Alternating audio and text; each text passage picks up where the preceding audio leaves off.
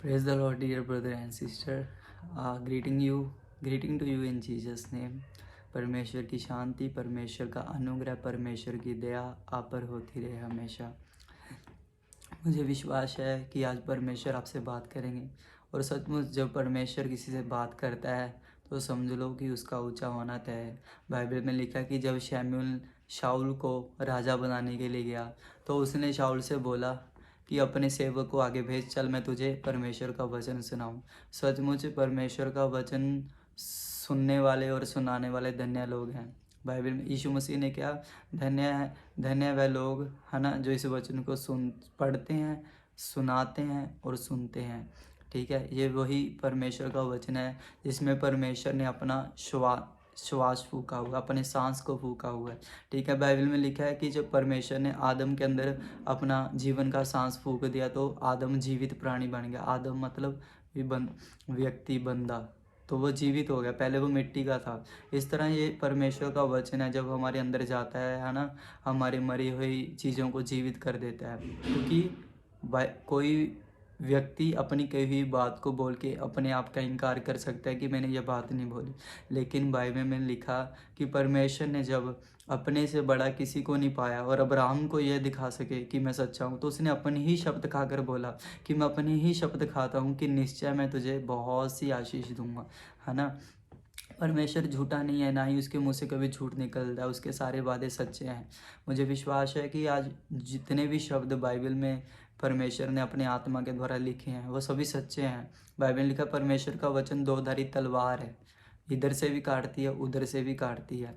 तो परमेश्वर का वचन हमारे लिए, हमारे हृदय की चंगाई है, हमारे मन की चंगाई है। ठीक है, मुझे विश्वास है कि परमेश्वर आज आपसे बात करेंगे। और जब परमेश्वर किसी से बात करते हैं ना तो ये बड़ा ही मतलब ही एक लकी, एक मतलब चूज़ किया वो बंदा होता है जिससे परमेश्वर अपने वचन के द्वारा बात करते हैं। मुझे विश्वास है कि परमेश्वर आज आपसे बात करें। ठीक है मेरे प्रियो, परमेश्वर के वचन में लिखा कि एक राजा था, है ना, उसका नाम था रहूबियाम, उसके बाप का नाम था सुलेमान। ठीक है, तो मैं आपको वो वचन पढ़ता हूँ। ये वचन है पहला राजा उसकी 12 आयत और इसकी 1 अध्याय से मैं पढ़ता हूँ। रहूबियाम शकेम को गया क्योंकि सब इजरायली उसको राजा बनाने के लिए वहीं गए थे। सब नबात के पुत्र यारोबाम ने यह सुना, जो अब तक मिस्र में ही था, क्योंकि यारोबाम सुलेमान राजा के डर के मारे भागकर मिस्र में रहता था। अंत लोगों ने उसको बुलवा भेजा। तब यारोबाम और इजराइल की समस्त सभा रहूबियाम के पास जाकर यूं कहने लगी, तेरे पिता ने तो हम लोगों पर भारी जुआ डाल रखा था, इसलिए अब तू अपने पिता की कठिन सेवा को, उस भारी जुए को जो उसने हम पर डाल कुछ हल्का कर, तब हम तेरे अधीन रहेंगे। उसने कहा, अभी तो जाओ, 3 दिन के बाद मेरे पास फिर आना। तब वह चल गए। जब राजा रहूबियाम ने उन बूढ़ों से, जो उसके पिता सुलेमान के जीवन भर उसके सामने उपस्थित रहा करते थे, सम्मति ली, इस प्रजा से को कैसा उत्तर देना उचित है, इसमें तुम क्या सम्मति देते हो? उन्होंने उसको यह उत्तर दिया, यदि तू अभी प्रजा के लोगों के दास बनकर उनके अधीन हो, उनसे मधुर बातें कहे, तो वह सदैव तेरे अधीन रहेंगे। रहूबियाम ने उससे कहा, रहूबियाम ने संपत्ति को छोड़ दिया जो बूढ़ों ने उसको दी थी, उन जवानों से संपत्ति ली जो उसके संग बड़े हुए थे और उसके सम्मुख उपस्थित रहा करते थे। उसने उनसे पूछा, मैं प्रजा के लोगों को कैसा उत्तर दूं, इससे तुम क्या सम्मति देते हो? उन्होंने मुझसे कहा, जो जुआ तेरे पिता ने हम पर डाल रखा था उससे तू हल्का कर। जवानों ने जो उसके संग बड़े हुए थे कहा, उसको ये उत्तर दिया, उन लोगों ने मुझसे कहा है, तेरे पिता ने हमारा जुआ भारी किया था, परंतु तू हमारे लिए हल्का कर। तो उनसे यो कहना, मेरी छिगुलियाँ मेरे पिता की कमर से भी मोटी हैं। मेरे पिता ने तुम भारी जुआ डाल रखा था, उससे मैं और भी भारी करूँगा। मेरे पिता ने तुमको कोड़ों से ताड़ना दी, मैं बिच्छुओं से दूंगा। तीसरे दिन जैसे राजा ने ठहराया था कि तीसरे दिन मेरे पास आना, वैसे ही यारोबाम समस्त प्रजागण रहूबियाम के पास उपस्थित हुए। तो मेरे प्रियो, परमेश्वर के वचन में लिखा है कि इज़राइल में एक राजा था जिसका नाम था रहूबियाम। ठीक है, उसके बाप का नाम था सुलेमान। तो जब सुलेमान ने परमेश्वर का भवन बनाया और अपना भवन बनाया तो उसने बहुत सारे लोगों को क्या किया था, मजदूरी पे रखा हुआ था। तो वो मजदूरी पे रखा तो उनसे बहुत सा काम करवाता था। ठीक है, तो जो प्रजा के राजा की प्रजा थी, सुलेमान की प्रजा थी, वो राजा से बहुत परेशान हो गई थी। तो जब राजा सुलेमान मर गया तो उसका एक बेटा था जिसको जो राजा बना था, जिसका नाम था रहूबियाम। ठीक है, तो बाइबल में लिखा कि जब सारी राज्य के लोग है ना उसके पास आके कहने, सारी प्रजा उससे आके कहने लगी भी तेरे बाप ने हम पर बहुत बड़ा जुआ डाल रखा था, है ना, उसको हल्का कर दे, क्योंकि हम बहुत काम करते और हमें मजदूरी भी नहीं मिलती है उस काम की सही। ठीक है, तो राजा ने दो ग्रुपों से सलाह ली। जो पहला ग्रुप था, है ना, वो था जो उसके पिता के साथ रहते थे, मतलब बुजुर्गों का ग्रुप, बूढ़ों का ग्रुप, है ना।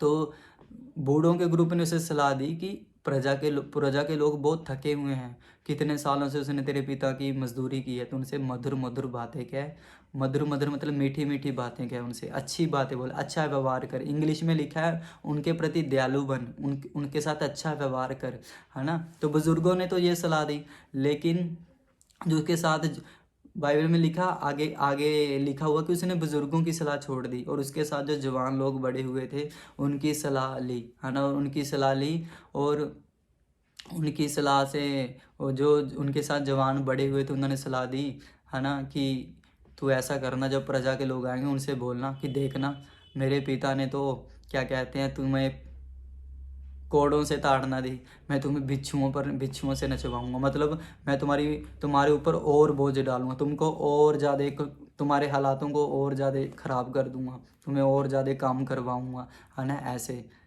तो बाइबल में लिखा कि जो रहूबियाम राजा था, है ना, जो प्रजा के लोग से उससे नाराज़ होकर चले गए। और बाइबल में लिखा कि 11 मतलब भी इज़राइल में 12 गोत्र से 12 और 11 से छोड़कर चले गए। सिर्फ किसकी वजह से? एक कठोर व्यवहार की वजह से। मेरे प्रिय, आज हम इसी पर बात करने वाले हैं कि कठोर व्यवहार हमारी ज़िंदगी में क्या करता है। एक कठोर व्यवहार ही है, ठीक है, कठोर व्यवहार लोगों के साथ हमारे रिश्तों को तोड़ देता है। एक कठोर व्यवहार ही है जो हमें लोगों से दूर ले जाता है, अपनों से दूर ले जाता है। ठीक है, बाइबल में लिखा है कि, है ना, कि जब प्रभु यीशु मसीह के पास एक औरत आई, है ना, वो जो लोग उसको लेकर आए थे वो बोल रहे थे कि यह औरत वैश्या है, ये औरत, इस पर पथराव करना चाहिए, इसे पत्थर मारो, है ना, क्योंकि पुराने नियम में ऐसे लिखा कि अगर कोई इस तरह ऐसा काम करते पकड़ी जाते तो उसको पत्थर मार दिया जाता था। तो बाइबल में लिखा है, यीशु मसीह ने कहा कि अगर तुम में से कोई पापी है तो पहले पत्थर मारो। तो बाइबल में लिखा उनमें से कोई ऐसा व्यक्ति न था जिसने कभी गलती नहीं की, सभी पापी थे, सब ने गलती की थी। तो वो लौट कर वो सभी लोग उसको इस तरीके को वहीं छोड़कर चले गए। लेकिन मेरे प्रियो, बाइबल में लिखा कि यीशु, जो इसने कभी गलती नहीं की थी, गलती का मुंह भी नहीं देखा था, कभी पाप नहीं किया था, जिसमें पाप है ही नहीं, उसने भी बोला कि मैं भी तुझ पर दंड की आज्ञा नहीं देता, है ना, या फिर कभी पाप मत करना। क्योंकि परमेश्वर जानते थे कि वो लोगों ने, है ना, इसके साथ कठोर व्यवहार किया, खुद में इतनी कमियां गलतियां होने के बावजूद भी वो इस स्त्री को पकड़ कर लाए थे कि परमेश्वर इसका न्याय कर। लेकिन अपने आप में उन्होंने कभी नज़र नहीं देखी कि हम में कितनी गलतियां। ठीक है, तो वो लोग बड़े कठोर थे और उनकी कठोरता को देखकर वो स्त्री बदली नहीं थी इतने सालों से। लेकिन मैं विश्वास करता हूँ कि जब यीशु ने उस स्त्री को माफ़ किया तो वही स्त्री जिसको परमेश्वर ने माफ़ किया था, प्रभु के साथ सेवकाई में लग चुकी थी, उस वेश्यागर्मी के धंधे को छोड़ चुकी थी मेरे प्रियो। तो आपका कठोर होना लोगों को नहीं बदल सकता मेरे प्रियो, है ना। आज जिस तरह रहूबियाम को, है ना, बुजुर्गों ने सलाह दी थी, जब रहूबियाम कौन था? राजा था। बुजुर्गों ने सलाह क्या दी थी कि अच्छा व्यवहार कर, लोगों के प्रति दयालु बन, उनके बोझ को कम कर दे, है ना, जितना काम वो करते उनके काम को घटा दे, ताकि ये लोग तेरे अधीन रहें, तेरे अधीन रह के काम करें, है ना। बुजुर्गों ने तो ये सलाह दी थी कि दयालु बन, है ना, माफ़ कर दे, क्षमा कर दे। लेकिन जो 7 जवान बड़े हुए थे, है ना, फिर रहूबियाम राजा ने क्या किया? उनकी सलाह ली, क्योंकि बुजुर्गों की सलाह उसने नहीं ली, है ना। तो बाइबल में लिखा उसने बुजुर्गों की सलाह छोड़ दी और जवानों की सलाह ली। और जवानों ने क्या बोला? जवान बोले, है ना, ऐसा कर, लोगों से बोल कि मेरे बाप ने तो तुम्हें मेरे बाप ने तुम्हें कोड़ों से ताड़ना दी, मैं तुम्हें बिच्छुओं से दूंगा, है ना। मतलब ये ऐसे था जैसे मेरे बाप ने तो तुमसे थोड़ा काम करवाया, मैं और ज़्यादा काम करवाऊंगा, मैं और ज़्यादा तुम पर बोझ डालूंगा, दुखों को डालूंगा। तो बाइबल में लिखा कि प्रजा के लोग उससे रूठ कर चले गए, है ना। आधे से ज़्यादा राज्य उसे छोड़कर चला गया। ठीक है। बाइबल मेरे प्रियो, बाइबल एक सच्ची किताब है। बाइबल में जो सच्चाई है हमारी ज़िंदगी को बदल के देती है। बस बाइबल को स्वीकार करना चाहिए अपनी ज़िंदगी में, है ना। अगर रहूबियाम अगर कठोर व्यवहार ना अपनाता, उन बुजुर्गों की सलाह अपना लेता, तो मैं विश्वास करता हूँ कि उसकी प्रजा उसको छोड़कर कभी नहीं चली जाती, कभी नहीं जाती। हमारे कठोर व्यवहार की वजह से ही आज लोग हमसे मिलना नहीं चाहते। हमारी कठोरता की वजह से लोग हमसे बात नहीं करना चाहते। हमारी कठोरता की वजह से ही हमारे रिश्ते घर में ठीक नहीं है। हमारे कठोर व्यवहार की वजह से ही हमें लोग अच्छा नहीं समझते, सिर्फ एक कठोर व्यवहार की वजह से। एक कठोर व्यवहार होने के कारण रहूबियाम राजा को रहूबियाम राजा की सारी प्रजा उसे छोड़कर चलेगी, क्योंकि बुजुर्गों ने उसे सलाह दी थी कि लोगों के प्रति दयालु बन, लोगों को माफ़ कर दे, लोगों को क्षमा कर दे, क्योंकि तेरे बाप ने इनसे बहुत ज़्यादा काम करा, अब तू उस बोझ को थोड़ा कम कर दे। लेकिन उसने बुजुर्गों की सलाह नहीं मानी, उसने अपने साथ बड़े हुए जवानों की सलाह मानी। और जवानों ने क्या सलाह दी थी? और बोझ बढ़ा दे, और ज़्यादा काम ले, है ना। और बाइबल में लिखा राजा ने वैसा ही किया, बुजुर्गों की सलाह नहीं मानी। और बाइबल में लिखा है कि उसकी प्रजा उसको छोड़कर चलेगी, उसका आधे से ज़्यादा राज्य उसको छोड़कर चला गया। सिर्फ आज हमारे कठोर व्यवहार होने की वजह से हमारे घर में रिश्ते ठीक नहीं है ना। हमारा परिवार, हम आपस में हमारे रिश्ते ठीक, सिर्फ कठोरता की वजह से, एक कठोर मन होने से, कठोर व्यवहार होने से, है ना, लोग हमसे मिलना पसंद नहीं करते। एक कठोर व्यवहार होने की वजह से हमारी कोई इज्जत नहीं करता। एक कठोर व्यवहार होने की वजह से हमसे कोई बात करना पसंद नहीं करता, सिर्फ कठोर होने की वजह से। इसलिए प्रभु यीशु मसीह ने, है ना, उस स्त्री को माफ़ किया था। बाइबल में लिखा है कठोर लोग थे जिनमें खुद कमियां गलती थी, फिर भी वेश्या को पकड़ कर लाए थे कि प्रभु देख ये स्त्री व्यभिचार करती पकड़ी, किसका क्या करे। यीशु ने उससे बोला कि इस पर पथराव कर। यीशु ने इससे, लोगों ने बोला इससे पथराव करके मार दो, क्योंकि बाइबल में, पुरानी बाइबल में ये लिखा है। यीशु ने कहा तुम में से ऐसा कौन है जिसने कभी गुनाह नहीं किया?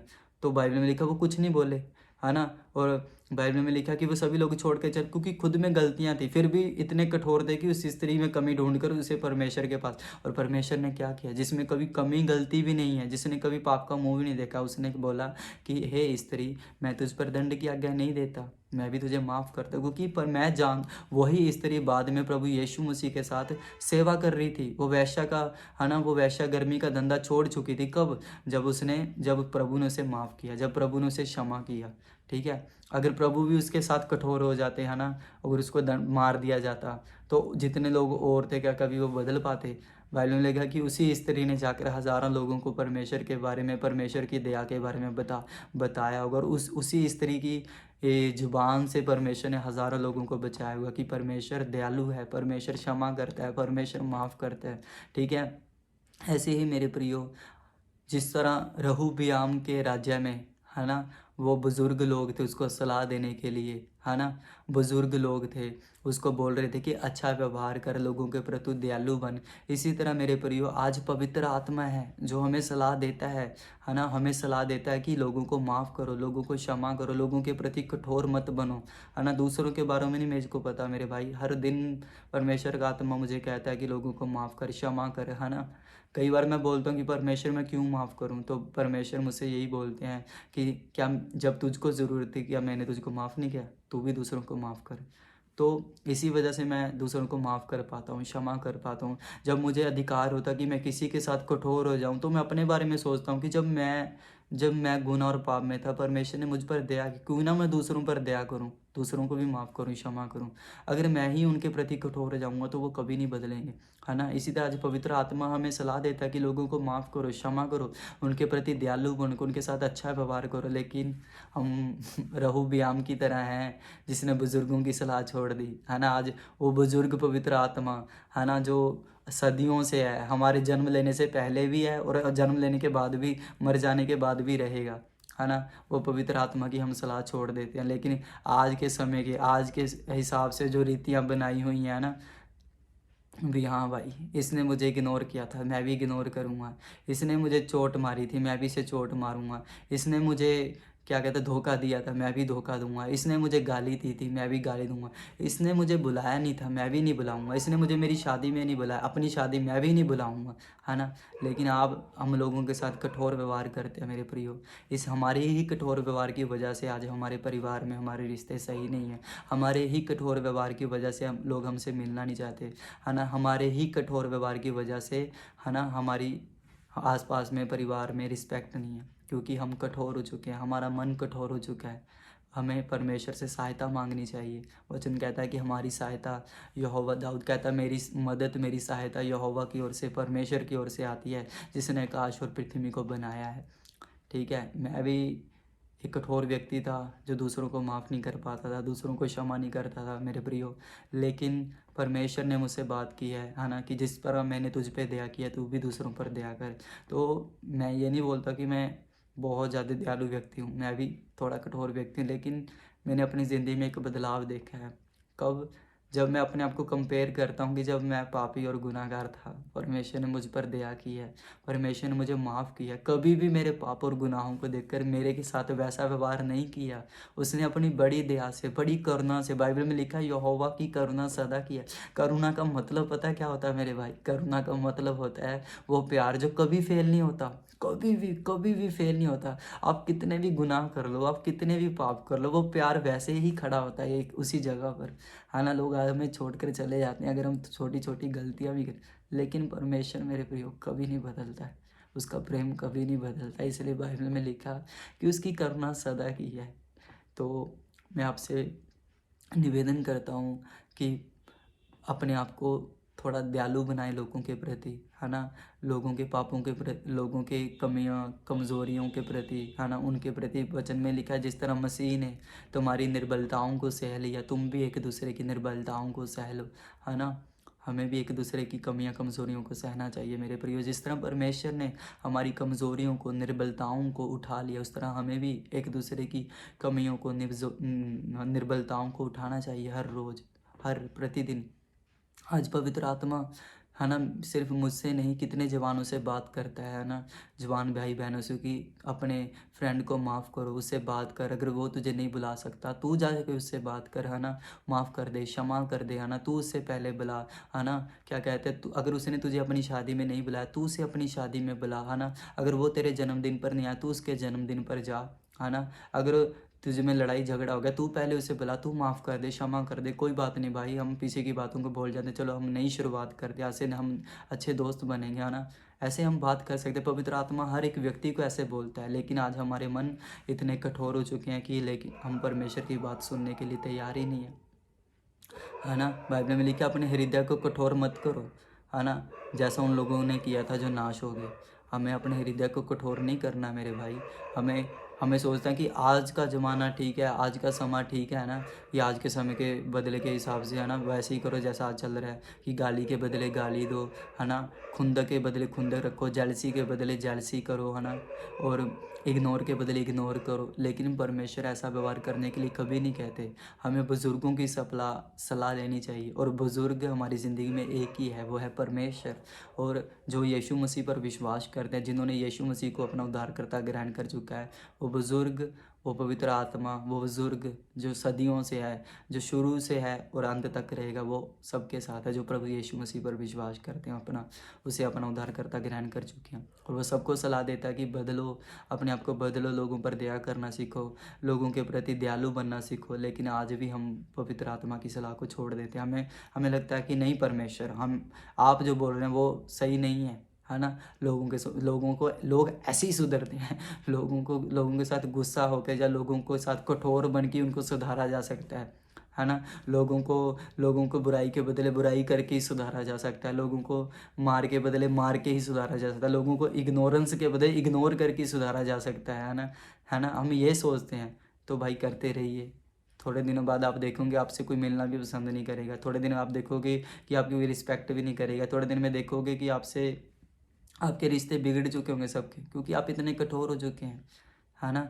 अगर आप चाहते हैं कि आप अपने परिवार में अच्छे रिलेशनशिप से रहें, अगर आप चाहते हैं कि लोग आपसे प्रेम करें, अगर आप चाहते हैं कि आप अच्छे से सबके साथ रहें, है ना, तो मेरे प्रिय लोगों के प्रति दयालु बने, लोगों के प्रति दयालु बने, जिस तरह परमेश्वर आपके प्रति दयालु है ना। अगर आज तक अपने परमेश्वर की दया को नहीं देखा, और ना ही आप प्रभु यीशु मसीह पर विश्वास करते, आप यीशु को नहीं जानते, है ना, तो आप प्रभु यीशु मसीह को अपना उद्धारकर्ता ग्रहण करें और परमेश्वर से सहायता मांगे कि प्रभु मुझ पर दया करें, मुझे दिखाइए कि आपकी दया कितनी बड़ी है।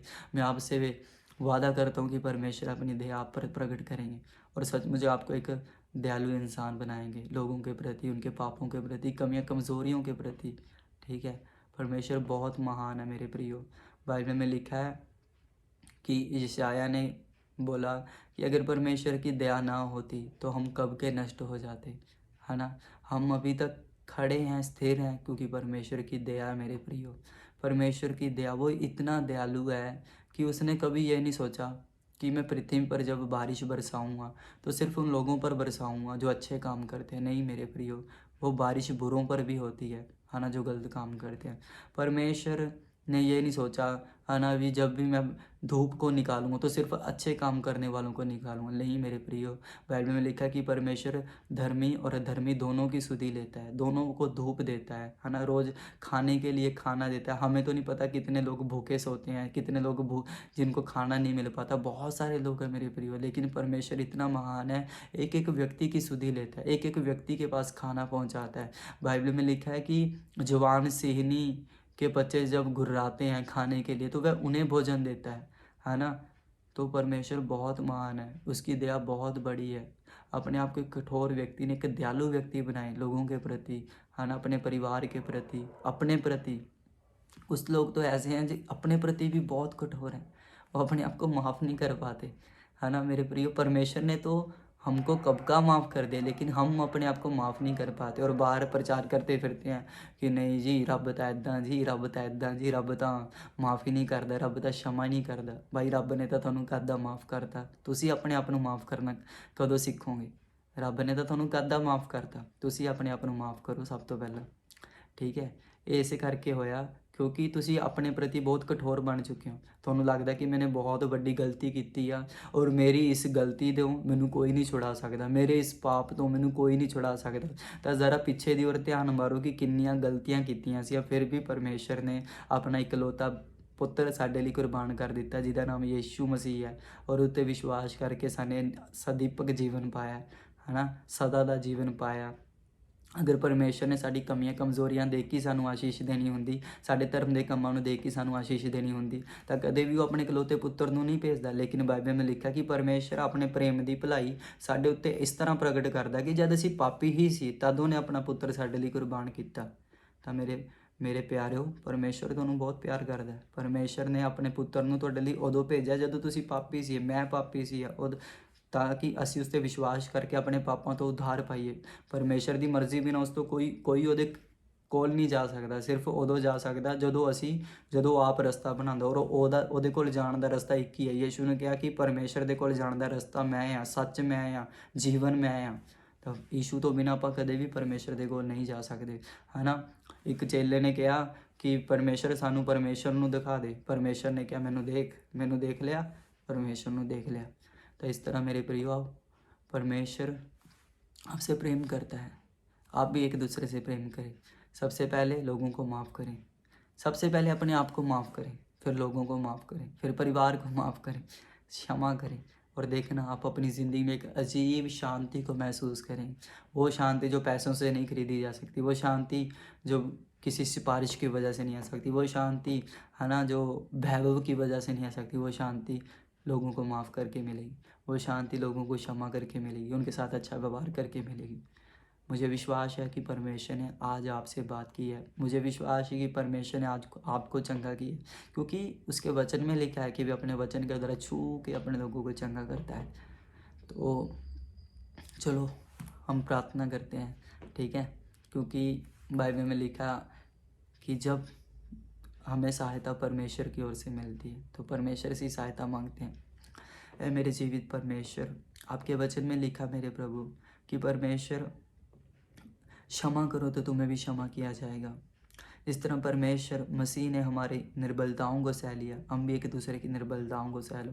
परमेश्वर मैं प्रार्थना करता हूँ कि जितने भी लोग इस वचन को सुनेंगे या इस वचन को सुन चुके हैं, परमेश्वर खुदावन मैं प्रार्थना करता हूँ कि उनके मन में कठोर हृदय निकल जाए। पिता, आपका वचन कहता है परमेश्वर मैं कि तुम्हारे भीतर से पत्थर का हृदय निकाल के तुम्हें मांस का हृदय दूंगा, तुम मेरी विधियों पर चलोगे, मेरी आज्ञाओं को मानोगे। प्रभु मैं प्रार्थना करता हूँ कि पिता मेरे अंदरों और जितने भी बहन भाई सुन रहे हैं उनके अंदर से यह पत्थर का हृदय निकाल दे। पिता ये पत्थर का हृदय निकाल दे जो लोगों को माफ़ नहीं कर पाता, क्षमा नहीं कर पाता, और हम एक मांस का हृदय दे मेरे पिता, ताकि हम लोगों को माफ़ कर पाएँ, क्षमा कर पाएँ, हम लोगों के साथ उनके गुनाहों के अनुसार व्यवहार न करें, बल्कि तेरी बड़ी दया के अनुसार व्यवहार करने पाएँ। और मैं विश्वास करता हूँ पिता कि आपने मुझे और सुनने वाले भाई बहनों को पिता एक अच्छा हृदय दे दी है। धन्यवाद करते हैं परमेश्वर।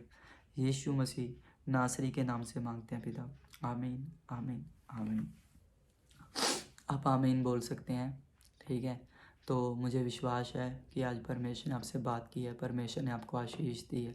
आने वाले दिनों में बहुत से मैसेज इसी आईडी पर, इसी पेज पर डाले जाएंगे। आप उन्हें सुनकर परमेश्वर से आशीष पा सकते हैं, है ना। और एवरी वीक मैं कोशिश करूँगा कि इंग्लिश में भी एक सरमन डाला करूँ।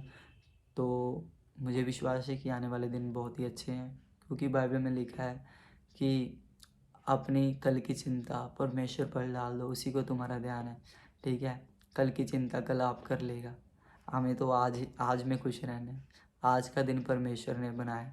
बाइबल लिखा परमेश्वर ने पहले दिन में ये बनाया, दूसरे दिन में ये, तीसरे दिन में ये, चौथे दिन में। उसने ये नहीं 7 दिनों के काम में पहले दिन में नहीं निपटा दिए। जब जब दिन आता गया वो काम करता गया। तो कल के लिए कल की चिंता कल को करने दो, आज की चिंता आज परमेश्वर को देते हैं। आज हमारे बोझ उठाए जाएंगे, आज हमारे दुख उठाए जाएंगे, आज वो हमारे दिलों में शांति भर देगा। तो गॉड ब्लेस यू एवरीवन। परमेश्वर आपको आशीष दे। मुझे विश्वास है कि आज परमेश्वर से आपने और मैंने बड़ी बरकत और आशीष पाई है, यीशु नाम से। आमीन।